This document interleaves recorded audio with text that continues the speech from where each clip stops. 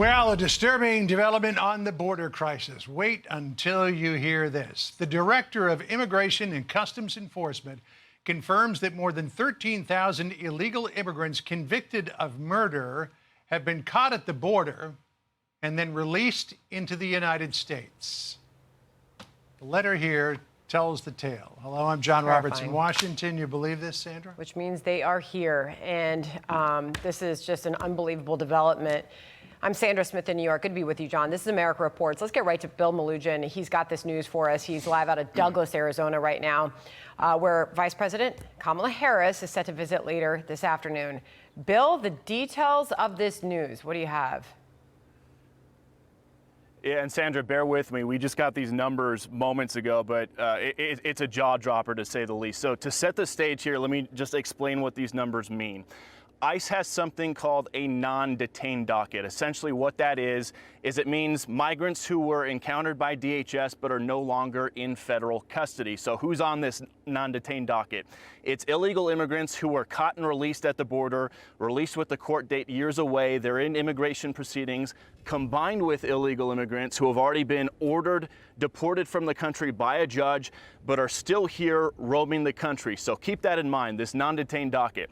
According to a letter that the acting director of ICE just sent to Texas Congressman Tony Gonzalez, on ICE's non-detained docket, they're currently tracking 425,000 non-citizens who have been convicted of a crime. Of that number, over 13,000 non-citizens have convictions for homicide and are on the non-detained docket, meaning they're roaming the country right now.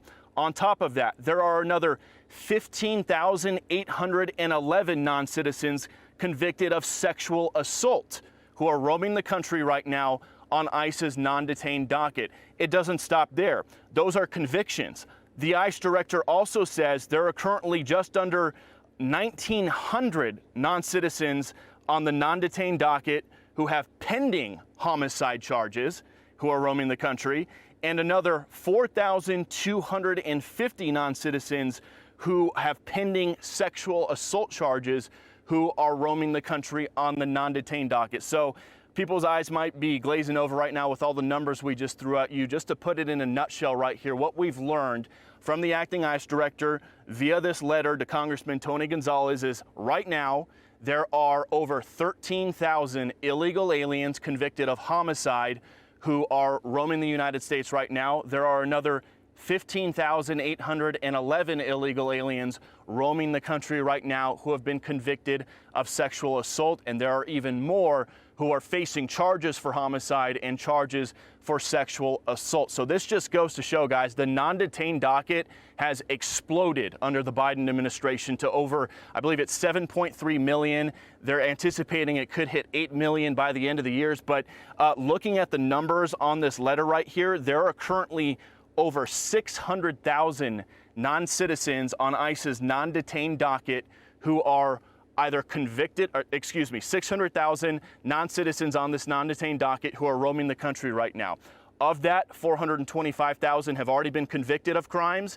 222,000 are pending crimes. And again, the most serious crimes we just told you about, over 13,000 convicted of homicide, over 15,000 convicted of sexual assault. And honestly, that is not a surprise to hear given these horrible headlines we keep seeing popping up in multiple parts of the country almost every day now of a horrible sexual assault or a murder or another violent felony committed by an illegal alien who is often caught and released from custody. And the jaw dropper here too, guys, is all these numbers we just rattled off, they don't even account for the nearly 2 million gotaways who have crossed our border under the Biden administration. Those almost 2 million gotaways, they were never encountered by DHS. They snuck in, they were never caught by Border Patrol, they were never encountered by ICE. There's no record of them, so they have nothing to do with the numbers I just rattled off to you. These are just the numbers of people that ICE has already encountered, that Border Patrol has encountered, that DHS knows who they are. And we just saw those horrible stories in Nantucket the other day. ICE ran a week-long operation in Nantucket, and in a single operation in a 48-hour span, they arrested 2 Salvadoran illegal aliens who came into the country as gotaways and were arrested for child rape on Nantucket. They got a Brazilian guy who was arrested for sexually assaulting a Nantucket resident, and then a Guatemalan guy who was previously deported who was arrested for sexually assaulting a Nantucket resident. So we keep seeing all these headlines about migrant crime popping up in different cities all over the country. This right here is the first time we have ever seen specific numbers as to who and what ICE is tracking when it comes to convicted criminals who have crossed the border at some point and are either supposed to be deported or are going through their immigration proceedings, but are not in ICE custody right now and are roaming the country. So I'll ping it back to you guys, but some pretty jaw-dropping numbers that we are still going through as we speak right now. So, Bill, this letter that was sent from the acting director of ICE to Congressman Tony Gonzalez of Texas, it responds to an inquiry that Gonzalez sent him back in March. I just talked to Gonzalez a moment ago, and he's going to be joining us at the top of our next hour. He's surprised that he ever heard back at all.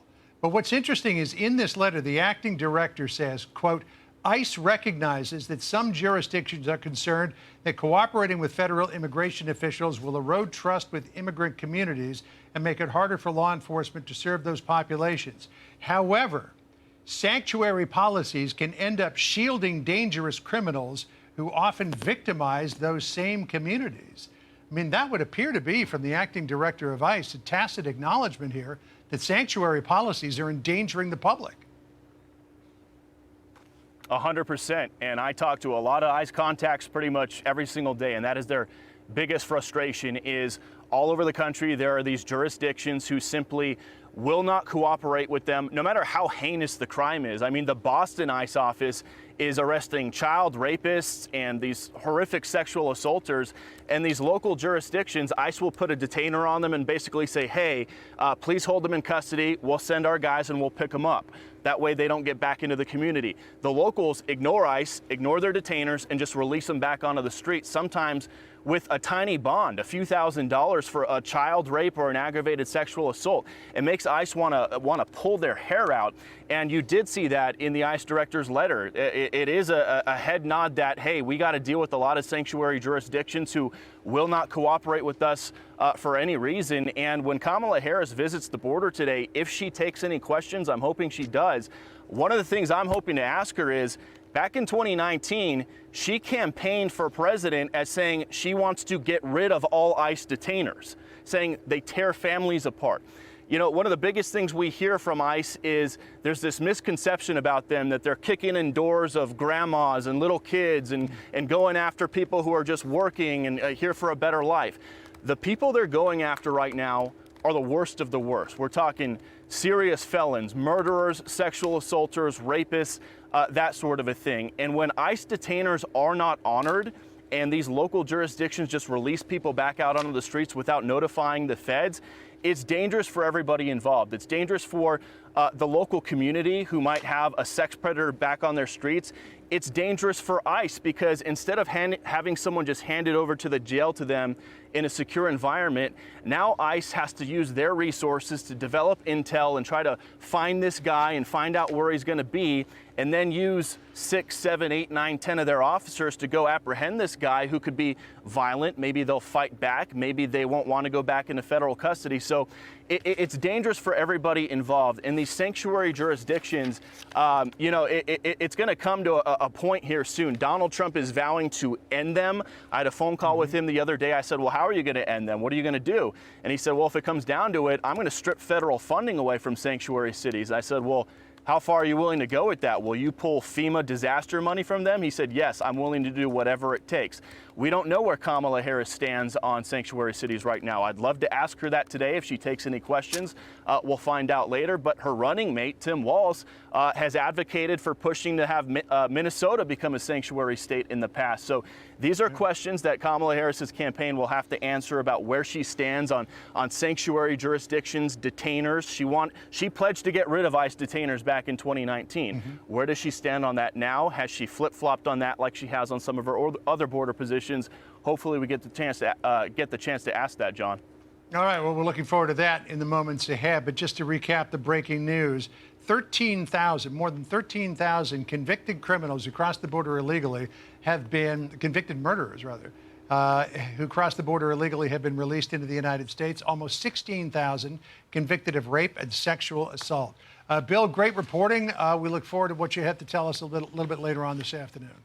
I'm Steve Ducey. I'm Brian Kilmeade. And I'm Ainsley Earhart. And click here to subscribe to the Fox News YouTube page to catch our hottest interviews and most compelling analysis.